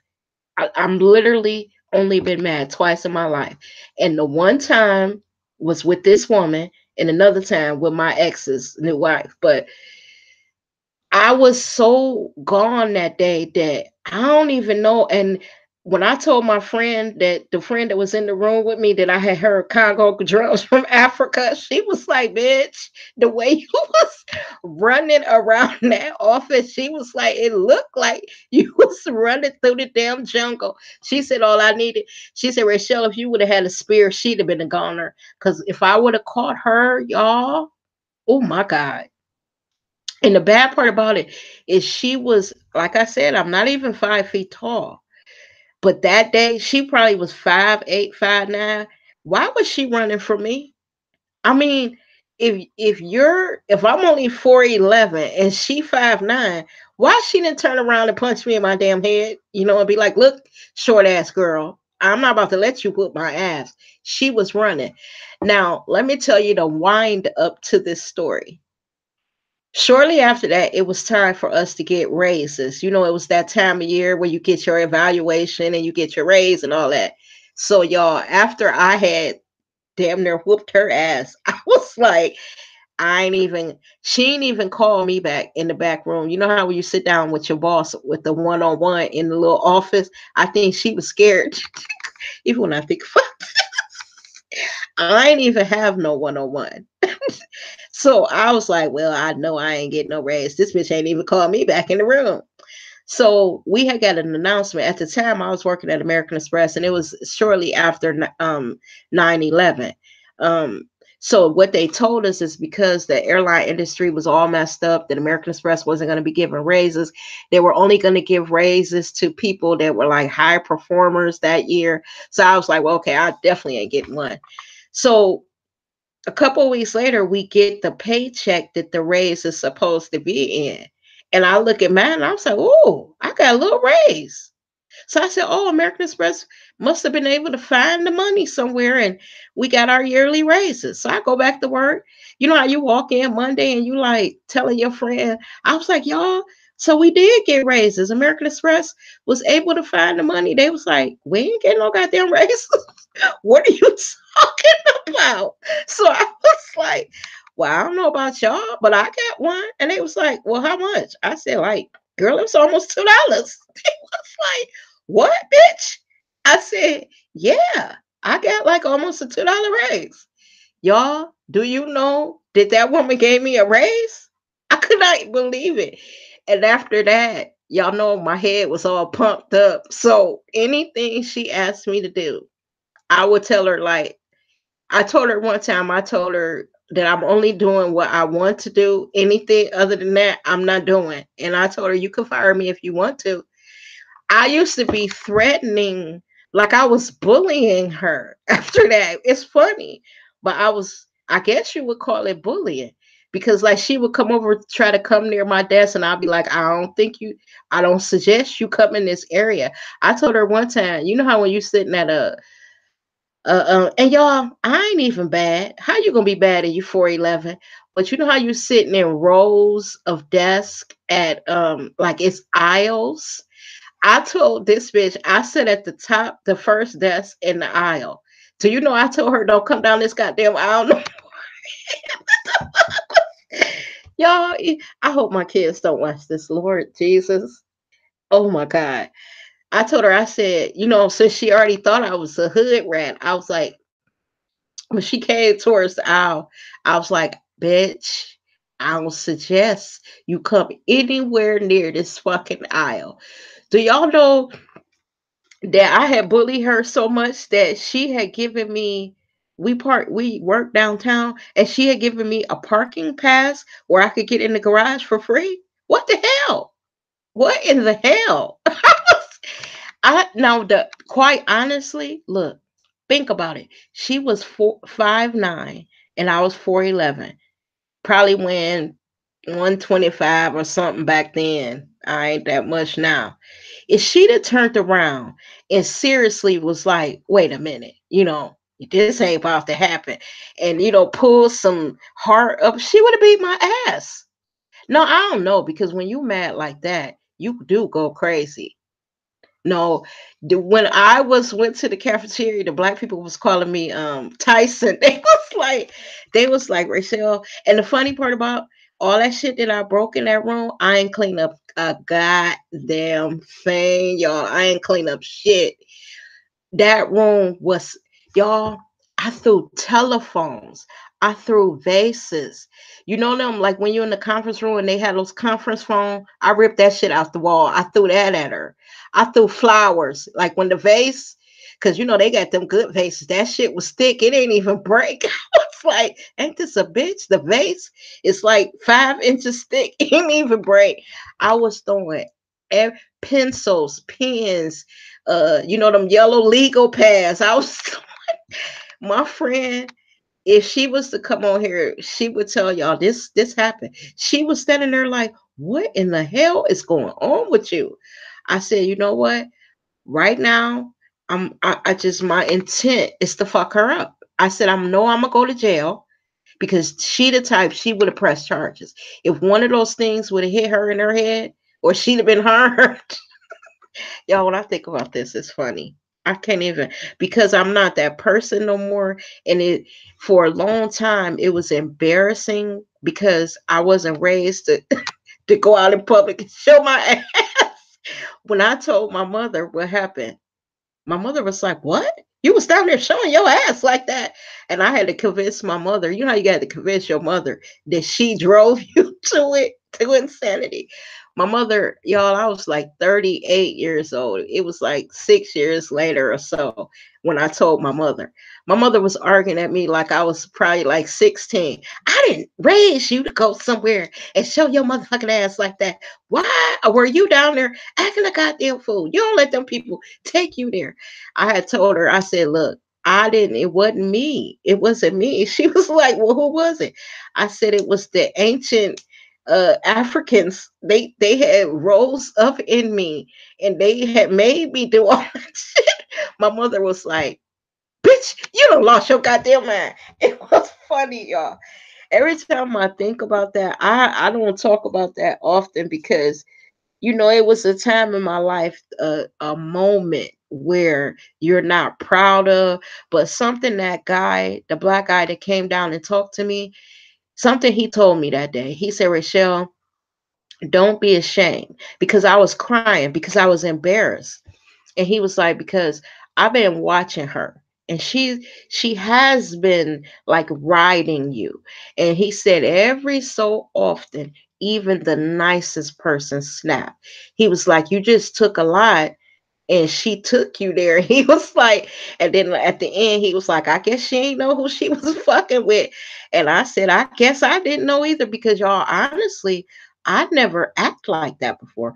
I'm telling y'all, I only been mad that one time in my life, and then another time with my ex's new woman.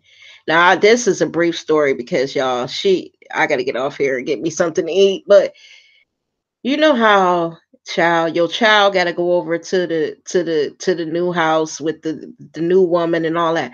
I didn't have a problem with it. But evidently, when my daughter would go over there, she would be mean to my daughter. And my daughter hadn't been telling me. So, one day I came home after my daughter had been over there, and my daughter was in her room crying. And when she looked up, she had a bruise on her lip. So I was like, what happened? And so she was like, well, when I was over daddy's house, the woman had a daughter. At the time, my daughter was about 10 or 11. Her daughter was like 14 or 15. Well, the girl beat my daughter up. Okay. So my daughter said, it's a long story. I don't want to get into all that. Really, nothing didn't happen to the girl. And um, after that happened, I guess when my daughter was calling over there to speak to her dad, she was being rude to the new wife. So what the new wife told her is, before, now remember, her daughter don't whoop my daughter's ass, split her lip and everything. She told my daughter before she comes back over there, she got to apologize or she's not allowed in the house. So I was like, she ain't apologizing for shit. She done been beat up by a 15-year-old, and she ain't got to apologize for shit. So the new wife threatened to come over my house and beat my motherfucking ass, y'all. She was like, bitch, I know where you live. Now, at the time, I ain't know where she lived. So, you be thinking, I don't even know why this lady don't like me. I don't call their house. I was with that man 17 years. He is totally out my damn system. I don't even want him. I'm not jealous, bitch. Why do you want to fight me? So, y'all, now my son could hey everyone, my son could vouch for this. Y'all, when she told me she was gonna come whoop my ass. Now, around my kids, I'm mom, I ain't cussing all like this. I ain't no thug from the hood and all that. I was in the kitchen frying some chicken for dinner. Right in the middle of frying it, I started collecting. You know how you get a knife set and it got maybe 30 knives in it, but you put them all in the drawer because they all sharp, and you might put a couple of them in another drawer, and you be like, I'm gonna use these, but these other knives, they too long. I'm gonna put these in this drawer and blah blah blah. Y'all, when that bitch said she was on her way over my house, I had got every knife, meat cleavers. I told her I was gonna be waiting on the fucking curb when she pulled up. Again, y'all, I ain't bad, but I went to get while I was standing there. I told my son, "You could get the rest of them goddamn knives, boy." He was like, "Mom." Now, mind you, at the time, he was like, if my daughter was 10 or 11, he was either 18 or 19. I said, when they pull up, you hold your father off. Why fuck this bitch up? So he was like, now he trying to calm me down because I'm going through kitchen drawers trying to pull out, them forks that you would pick your chicken up with. Only thing I didn't have, y'all, was tongs. I had everything.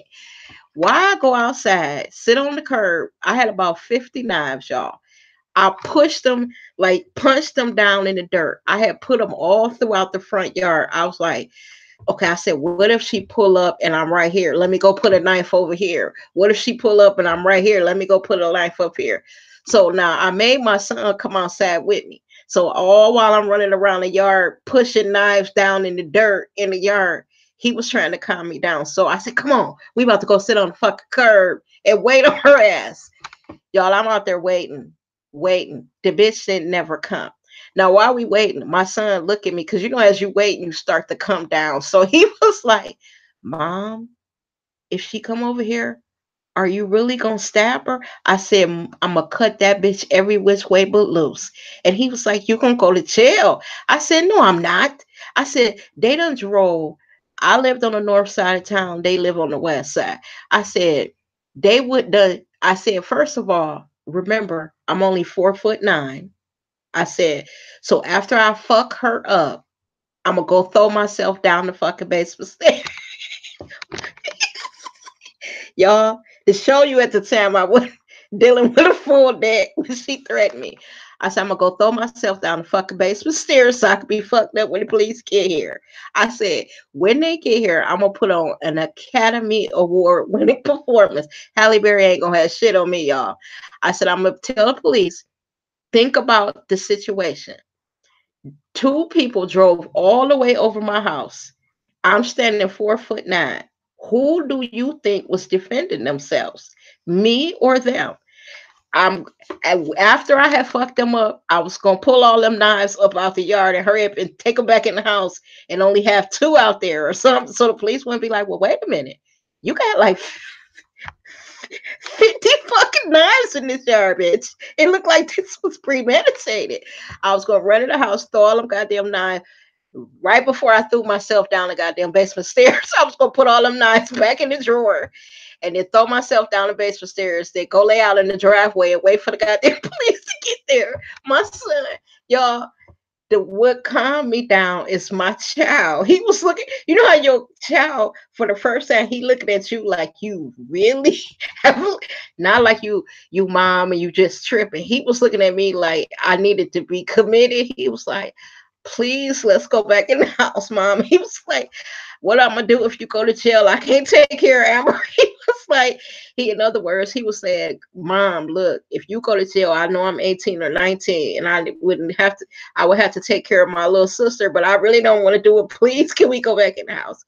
Y'all, when I went back in the house, because I was so upset, do you know my heart was racing? I had to call the advice nurse to ask her, was I having a heart attack? And they was like, well, what happened? I said, well, you know how they start asking you questions like, what are you feeling and stuff? I said, well, I just had a extreme anger, and I cannot catch my breath. And my son said my heart is racing. And so my son snatched the phone. He was like, look, my stepmother was going to come over here and beat my mom up, and my mom flipped out and was, angry, and that's why she can't breathe now. I really don't think she needs to come to the ER. I think she need to go somewhere lay down and get her nerves together. Y'all, I had planted knives all in the yard. You know that shit wouldn't have worked out. You know damn well that when I was rushing around there putting knives in the yard, I didn't count how many I had. So just say they had pulled up and I had stabbed her, and then ran and tried to get all the knives out the yard other than the one that I stabbed her with. You know, I would have left some behind in haste to try to go throw myself down the basement stairs. And so my son was like, you really gonna go fall down the basement stair? I said, I gotta look like they assaulted me, Scott. I had to look like they assaulted me. He was like, oh, you really tripping. That's what it was. I was having a panic attack. I couldn't breathe. I literally could not breathe.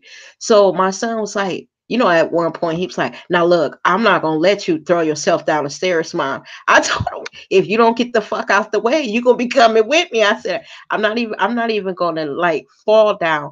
I'm gonna leap down the goddamn basement stairs. So when I hit the bottom, I'm really fucked up. Because if I stab both of them, it's gonna have to look like they assaulted me. Child, this is what I was in my 30s. It's just funny how you could be one person and life mellows you out, because that's another time after, the next day you be like, what the hell, girl? What the hell?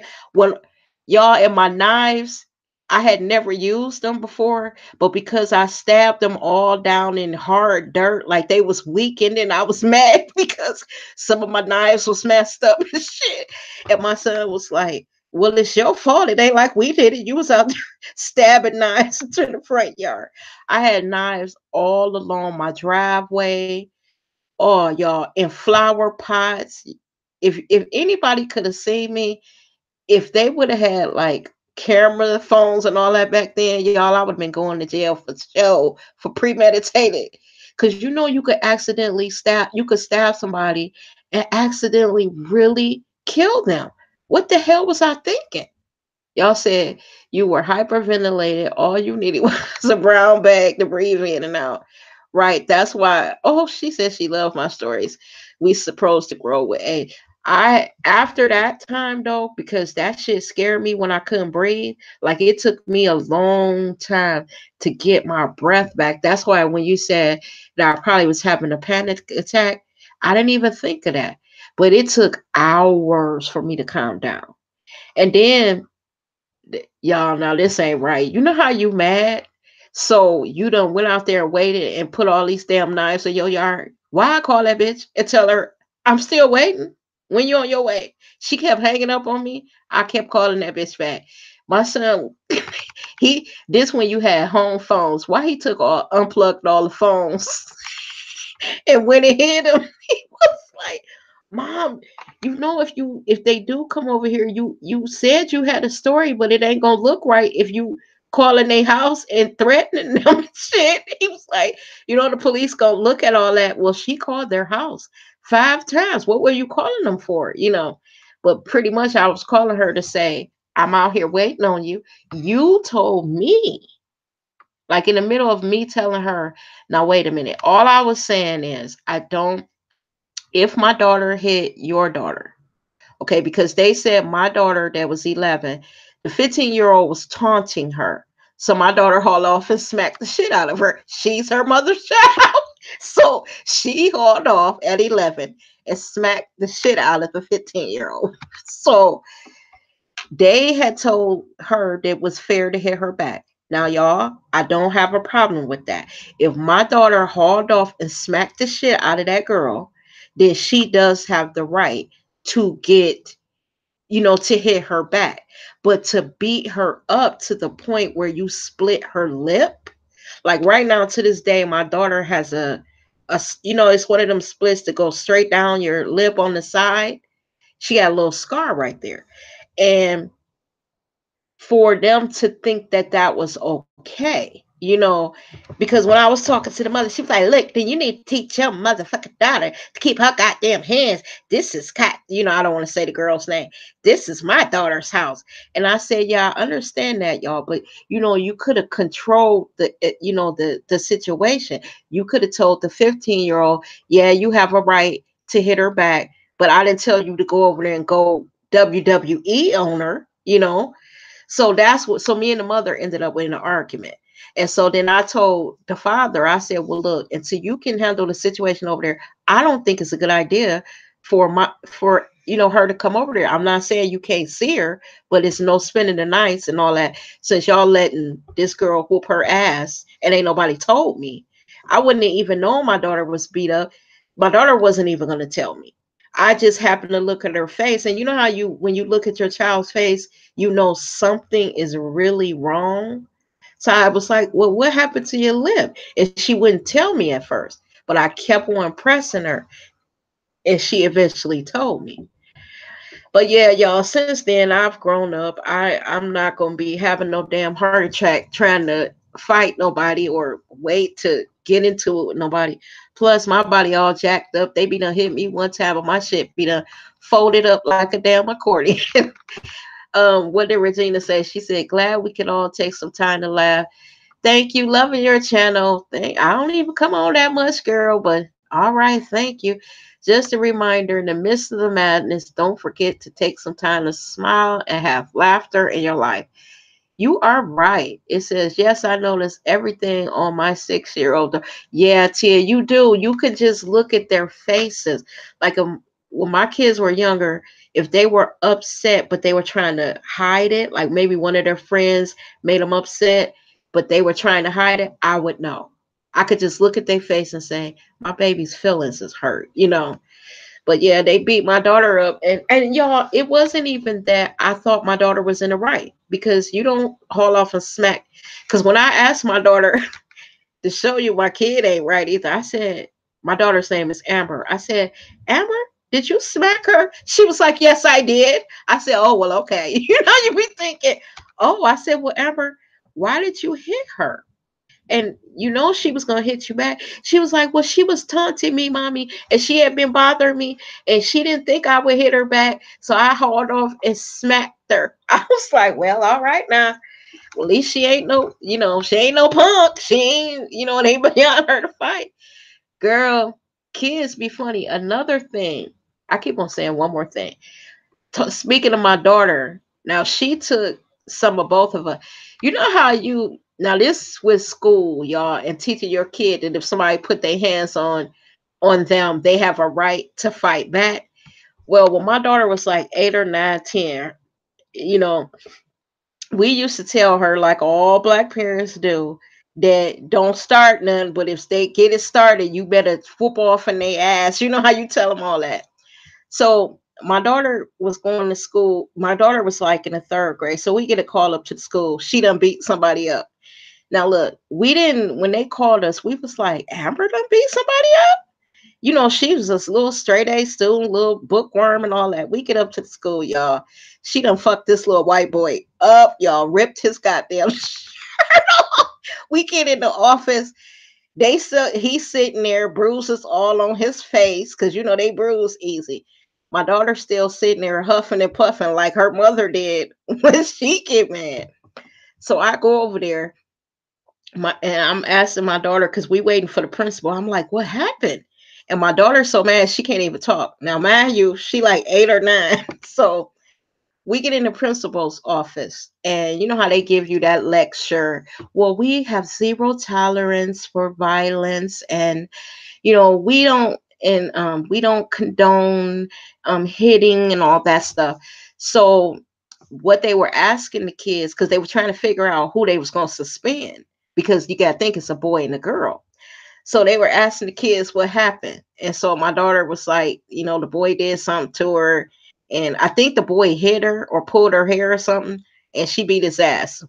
Y'all, when I tell y'all she ripped his shirt off, he only had one arm left of his undershirt. I was thinking, go Amber. I'm just kidding, y'all. So my daughter was sitting there, and you know how the principals say, they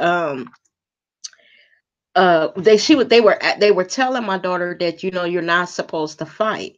So my daughter was like, well, that's not what my mommy and my daddy said. My mother said, if somebody put their hands on you, wait a minute, how you say it, mommy? Don't start nothing, but if somebody put their hands on you, you better whoop their butts. Now we sitting in the principal's office, me and her father, we trying to act all, like good parents and stuff. So the principal and the assistant principal and the teacher turned to us, and they were like, well, do you condone violence? So I was like, oh no, no, no. We told her, that if there's an adult around, and my daughter was like, no, y'all didn't. Why y'all lying? We were sitting up there like, oh my God, if this girl don't shut her fucking mouth. My daughter was like, oh mommy, you're lying. You never told me that. You said that if somebody put their hands on you, that we are supposed to beat them up. And that's what I did. Her, like, we couldn't take it no more. Me and her father bust out laughing, y'all. When we left there, we looked like the ghetto black people because my daughter was a mad. She When she bust out and said, y'all told me to beat him up, and that's what I did. So when we was walking to the car, we was like, Amber, we ain't mad at you, but in there we got to play the role as good parents. Yes, if that white boy hits you, well, not even that fact that he was white, but if anybody hits you and you don't like it, then yes, whoop them up. So, but we can't say that in the in the principal office, and you aren't supposed to be outing us like that. Like, you supposed to sit there and be like, well, it happened, and see what it was is my daughter didn't want to get suspended because she was a nerd, a straight A student, and she didn't want that suspension on her. So she was talking her way out that fucking extension. She told them that she would come to school and not be in the classroom, but please do not suspend her. And the boy apologized for hitting her first. And that's the only thing that saved her from getting suspended. Now, when his parents got there, they was fucking mad. Why my ex and the white boy father, get in an argument, and my ex told the father, you better keep walking before I beat your ass like my daughter beat your son's ass. I was in the parking lot. I said, look, you can't take y'all nowhere. Come on, get in the car. Get in the car. For these folk call the police on us because they wanted us to pay for his shirt and his undershirt. And, you know, y'all, when I think of this, my ex was like, what, man? Get the fuck. You know how black man is. He was like, because the guy came up, he was like, well, there's still the matter of my son's shirt. You know how they be talking. And you know how our brother is. He was like, what? Man, get the he was like, if you don't get the fuck out of my face. And I was like trying to calm him down. Cause he already mad because he missing a half a day of work. They done called both of us. And he was like, man, you better keep on walking before I beat your ass like my daughter beat your son's ass. I was like, you know what? When I get in the car, I said, both of y'all crazy. And then my daughter, all the way home, she was like arguing at us. Well, then why would you tell us to fight? And then when you get up to the school, you be acting like you didn't tell us. I feel bad. You know how your child is not lying because you did tell her that. I felt bad because it was like my daughter was scolding us because soon as in school we were like, well, we didn't really. She was like, what? Yes, you did. You told me and my brother that if somebody put their hands on you, that we are supposed to go ham on them. I was like, well, child, look, exposed everything. We don't have to own up to it because this child done told everything. Well, y'all, I guess I done told all my damn business. Y'all don't have no illusions. Y'all know I got a little crazy in me. You know what? Just like every other black woman, all of us, we try to be right, but we all got a little crazy. Now, we're not that stereotypical black woman that they have on television, but all we're saying is if you fuck with us, we will get you together. And with that, y'all, thanks for taking the time to watch. I thought I was just coming on here for a minute, but I gotta eat dinner, y'all. My stomach, I'm surprised y'all ain't heard my stomach grumbling. But excuse me. Y'all take care. Be careful out there. Y'all know they got these crazy motherfuckers out there. And I will see y'all next time. Bye bye now.